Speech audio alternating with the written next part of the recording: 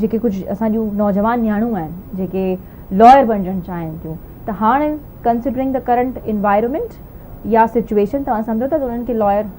बणजणु घुरिजे ऐं इहे सभु शयूं सिचुएशन फेवरेबल आहे उन्हनि जे लाइ तव्हां उन्हनि खे छा पंहिंजो सलाह या मशवरो ॾींदव? ऐं बिल्कुलु इनकरेज कंदसि बल्कि हिन प्रोग्राम जे थ्रू उन्हनि खे अपील कंदसि अच्छा माइरन्स खे त महिरबानी करे ज़रूरु पंहिंजे नियाणियुनि खे इन फील्ड में आणियो। लॉ पढ़णु तमामु ज़रूरी थियो पिया हिन क़िस्म जे एनवायरमेंट में जिथे असांखे ॾिसूं पिया त असांजी विमेन राइट्स ह्यूमन राइट्स जो ख़बर अक्सर ऐं कानून जो इवन सिर्फ़ु इहो न त ऐं चओ त हिन कानून में सिर्फ़ु जेका असांखे बेसिक ॼाण अचे थी या आइन में फंडामेंटल राइट्स जी बेसिक ॼाण अचे थी असांजा इलाही मसइला हल थी सघनि था। सिर्फ़ु उन करे जो असां वटि हिकिड़ी नॉलेज न आहे त असां बेवकूफ़ थी था वञूं फूल थी था वञूं पुलिस जे हथां जुडिशरी जे हथां वकीलनि जे हथां ऐं उहे एक्सप्लॉइट कनि था हिन शयुनि खे ऐं हीउ ॾाढो इहो मतिलबु हिकिड़ो ख़ौफ़ बि हूंदो आहे माइटनि खे त बाबा इहो मेल डोमिनेंट हिकिड़ो प्रोफेशन आहे पर इनखे चैलेंज करण जो असांजो ई हिकिड़ो थिए थो ऐं हिन में काफ़ी औरतूं अची वियूं आहिनि ऐं हाणे हा बिल्कुलु अपील कयो था उन्हनि तमामु वालिदैन खे या उन्हनि छोकिरियुनि खे जेकॾहिं लॉ फील्ड में अचणु चाहिनि थियूं त अचनि।